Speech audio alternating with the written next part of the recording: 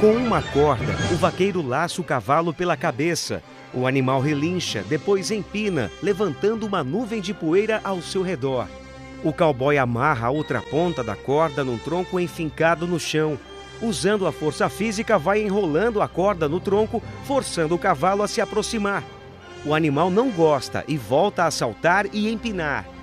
O cowboy enrola ainda mais a corda, trazendo aos poucos o cavalo para bem perto dele. Finalmente, o animal se submete arfando com as narinas infladas e as pupilas dilatadas. A cena é do filme Os Cowboys, de 1972, e mostra o personagem do ator John Wayne domando um cavalo selvagem. A performance do ídolo do cinema americano certamente inspirou gerações de treinadores, em particular aqueles adeptos do método tradicional de doma, que se baseia na violência e na intimidação. O filme Os Cowboys é um filme com John Wayne, passa-se na década de 50, onde ele tinha que contratar peões para transportar o gado para o matadouro. Ele não tinha peão na época, então ele contrata 8 meninos. E o processo de teste para ver se os meninos eram aptos a arrebanhar o gado seria montando um cavalo chucro. Então passa o processo de doma que era feito na época, e os meninos vão montando e aguentando no pulo um a um. Mas quase 3 décadas depois, Hollywood mostrou ao grande público que talvez houvesse um caminho bem diferente para o treinamento de cavalos. Na grande maioria do país já se faz muito mais essa doma atual, com vários e vários cursos, com intercâmbio entre Brasil e Estados Unidos, com algumas exceções. No país ainda acontece a doma tradicional, mas a grande enfoque hoje, também nós estamos em 2013, já é essa doma mais racional. No filme O Encantador de Cavalos, de 1998, o sereno personagem de Robert Redford mostrou que é possível domar um animal sem usar de brutalidade ou intimidação. O método quase zen usado pelo encantador de cavalos do filme de Redford é conhecido como doma racional. E este tipo de doma também é foco de estudos desenvolvidos pelo Departamento de Produção Animal da Faculdade de Medicina Veterinária e Zootecnia da Unesp de Botucatu. Instalado nas colinas da Cuesta de Botucatu, o lugar inclui estábulos, picadeiros e redondéis, espaços circulares cercados utilizados para o treino de cavalos. É ali que o veterinário José Nicolau Puoli Filho, professor de equideucultura, desenvolve uma linha de pesquisa que analisa o comportamento de cavalos, mulas e burros. E mais especificamente, as relações entre o homem e esses animais. Tudo que não usa violência no processo de doma é chamado de doma racional. Nós aqui, preferimos até não chamar de doma, a gente prefere chamar de relação homem-cavalo, que existe uma palavra em inglês chamada horsemanship para isso. Então todo o processo de relação entre o homem e o cavalo, ele passa pela doma, é baseado sempre na parte comportamental dele. A doma racional de cavalos foi criada nos Estados Unidos e difundida a partir da década de 50 por treinadores locais. A doma racional, ela tem várias definições.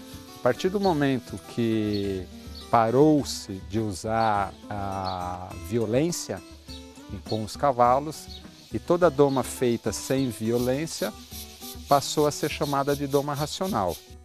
Estudos anteriores sobre o comportamento de cavalos já haviam mostrado que esses animais se comunicam por meio de sons, odores, estímulos táteis e, principalmente, linguagem corporal. Uma outra curiosidade é que a relação homem-cavalo é bastante delicada. Historicamente, antes de nos servirem como meio de transporte ou de tração, os cavalos eram perseguidos, abatidos e transformados em alimento humano. Ele tem sempre como arma a fuga. Então, partir do momento que a gente entende o comportamento do cavalo, nós conseguimos aplicar isso na doma, fazendo com que essa doma seja mais voltada para o aspecto comportamental do que o uso da violência. De acordo com o professor Nicolau, é preciso lembrar que nós somos os predadores e os cavalos são os predados. Por isso, 90% do comportamento do cavalo é o de um predado, ou seja, focado em fuga. Os cavalos se comunicam eminentemente e basicamente pela linguagem corporal. Para que a gente entenda esse processo, a gente precisa entender o que acontece dentro do rebanho, como que é a sociedade equina. A sociedade equina, ela é eminentemente matriarcal. O que significa uma sociedade matriarcal? É uma fêmea mais velha que comanda todo o processo do rebanho. Além disso, você tem um predado que está constantemente em fuga, ele tem que desenvolver dentro do rebanho uma linguagem muito sutil. Então, essa linguagem sutil de interpretação da linguagem corporal de ambos os membros e principalmente dessa égua mais velha que faz com que o rebanho sobreviva. Então, basicamente, os animais se comunicam através da linguagem corporal, depois eles se comunicam pelos contatos audíveis, que são os relinchos, pelo olfato. O olfato do cavalo é extremamente importante, por isso que a gente, toda vez que vai apresentar um novo objeto, nós deixamos o animal cheirar. Então essa identificação através do olfato é importantíssima. E através dos estímulos tácteis. O cavalo gosta de se coçar e etc, um com o outro. E isso é importante o treinador ou o domador entender, porque ele deve usar esse processo de comunicação com o cavalo. Como objetos da predação humana, os cavalos aprenderam a observar atentamente a postura, gestos e atitude daqueles que lidam com eles, e ficaram muito bons nisso. Foi com base no conhecimento que mescla o empírico com o científico que o método da doma racional foi desenvolvido. Existe uma diferença entre doma e treinamento. Domar um animal é quando você sobe nele pela primeira vez e faz com que ele ande com você em cima. A partir daí, tudo que você ensinar para o animal é treinamento. Então, se você começar a ensiná-lo a virar, se você começar a ensiná-lo a recuar, se você ensiná-lo a fazer qualquer atividade, passa a ser um treinamento. Então, o ato de doma varia muito de cavalo para cavalo. Tem os mais reativos e os menos reativos, mas normalmente o ato de montar não dura mais que 3, 4 horas no máximo, entendeu? A partir daí você começa a ensiná-lo algumas outras coisas. A partir do momento que você começa a ensinar, deixa de ser doma e vira treinamento. Quer saber como é feita a doma racional? Então não perca o próximo bloco do Unesp Ciência.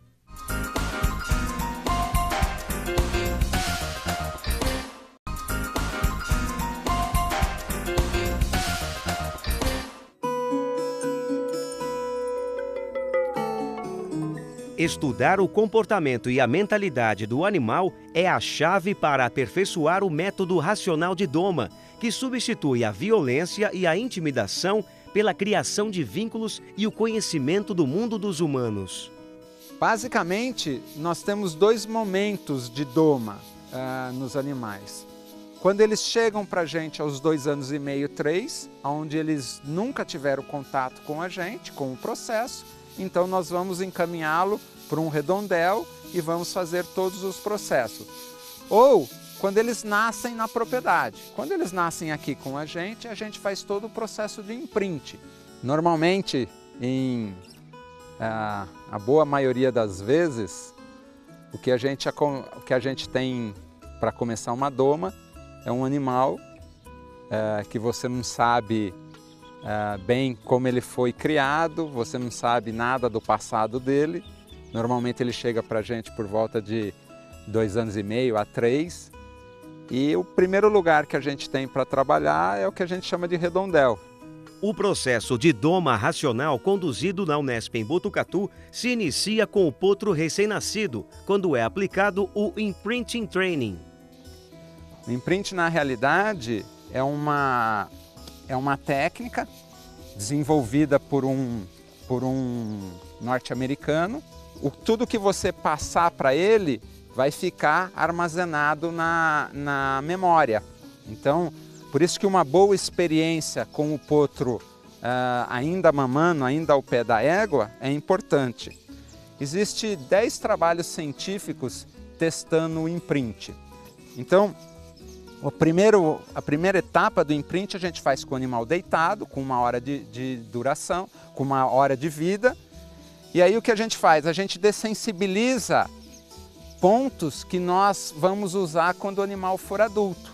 Então, nós dessensibilizamos a orelha, nós dessensibilizamos a face, tudo com o animal deitado. Nós dessensibilizamos a boca, porque o animal vai receber um freio, então ele não pode ter medo. Nós dessensibilizamos o períneo, porque se for uma potra, com certeza ela vai ser palpada, ela vai ser inseminada, então ela não pode ter medo. A gente dessensibiliza todo o corpo do animal, então aonde eu colocar a minha mão, ele não pode reagir, porque esse é o ponto importante. Após o imprinting, a doma racional segue outras etapas. Você leva o animal, você recria e ele chega aos 2 anos e meio para ser domado. Primeiro, o comportamento dominante, onde o domador limita a movimentação do cavalo e o obriga a caminhar em círculos, até que ocorre a conexão entre os dois. Toda vez que ele andar, eu tiro o estímulo e mantenho ele andando. Importante também é olhar no olho do cavalo. Em seguida, vem o contato com o cabresto. Vou colocar o cabresto. O que ele aprendeu comigo? Se eu ensinei bem. Virar a cara e vestir o cabresto. Eu não ponho o cabresto nele. É a segunda vez que ele está sendo cabresteado. Eu não ponho o cabresto nele se eu não tiver essa certeza. De início, o treinador deixa o cabresto no animal sem forçar.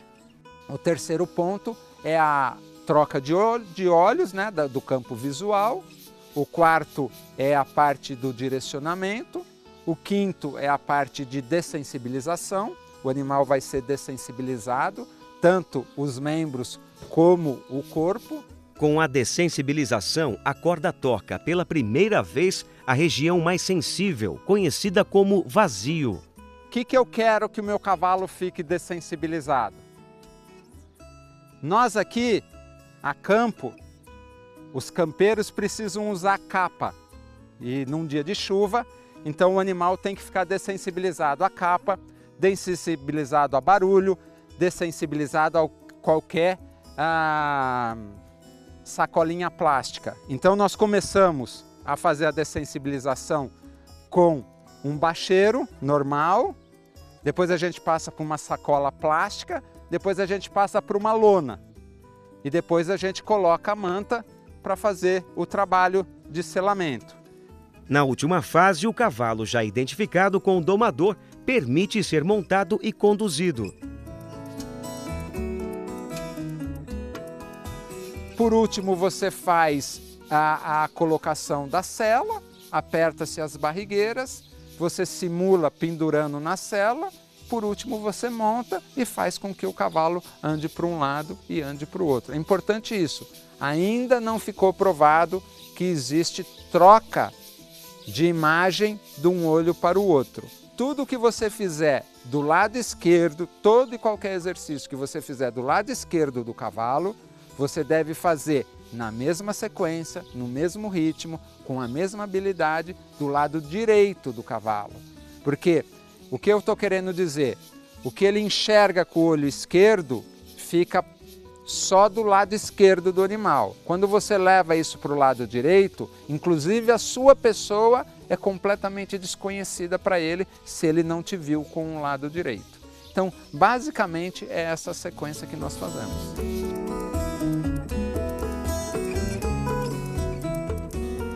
A seguir, veja os benefícios da doma racional e quais as próximas etapas da pesquisa realizada pelo professor Nicolau e seus alunos. O Unesp Ciência volta já.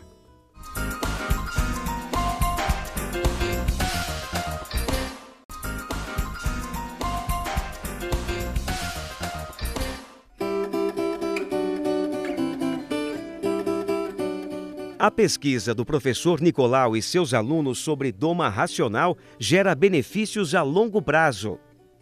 As pesquisas que têm sido feitas na área são muito poucas. Inclusive, dentro da academia, eu sou uma pessoa que mais pesquisa o tema. Então, nós pesquisamos a interação homem e cavalo dentro dos dois diferentes tipos de redondel, redondel aberto e redondel fechado.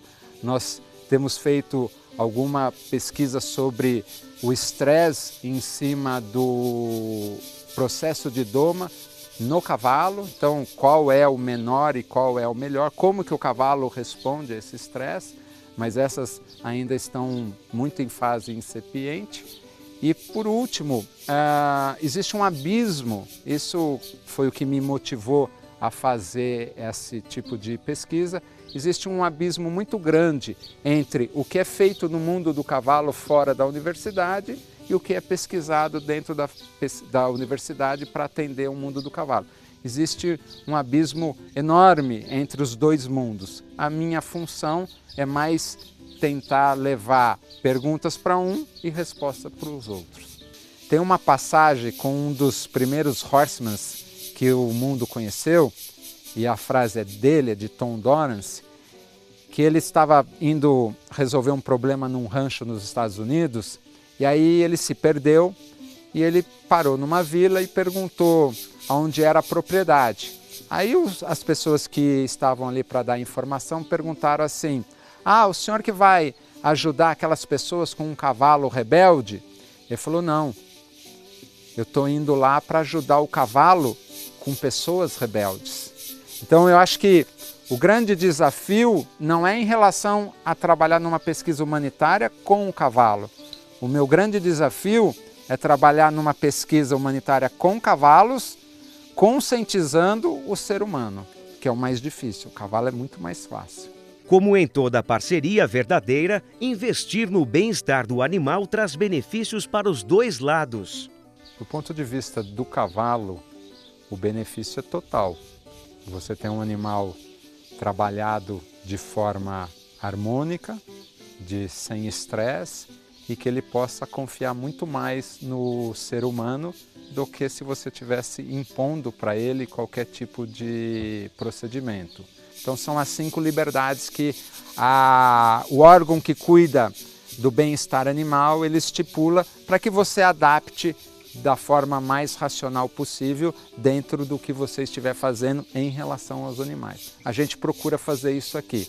O animal deve ser livre de estresse, o animal deve exteriorizar o comportamento natural, o animal tem que se movimentar, o animal deve ser livre de fome e livre de sede, e livre de qualquer tipo de doença. E pesquisas têm papel fundamental para estimular cada vez mais o bom uso da ciência e o respeito a todos os seres vivos. Eu queria deixar aqui um recado importante. Sempre lembrar, isso é uma frase de um grande amigo meu que trabalha com doma, é treinador de cavalo, o senhor Carlos Taboga, que ele fala assim: tudo que é muito fácil e bom para o homem é ruim para o cavalo. E tudo que é bom para o cavalo é difícil e não é fácil para o homem. Então, ter isso em mente e tentar aplicar a parte comportamental, que ambas as espécies vão viver em harmonia para sempre.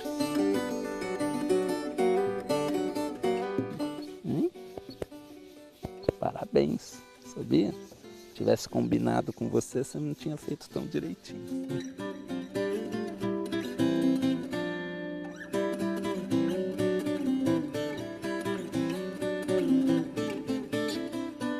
O programa de hoje fica por aqui. Você pode ler esta matéria na íntegra na revista Unesp Ciência. Acesse www.unesp.br/revista. Até a próxima!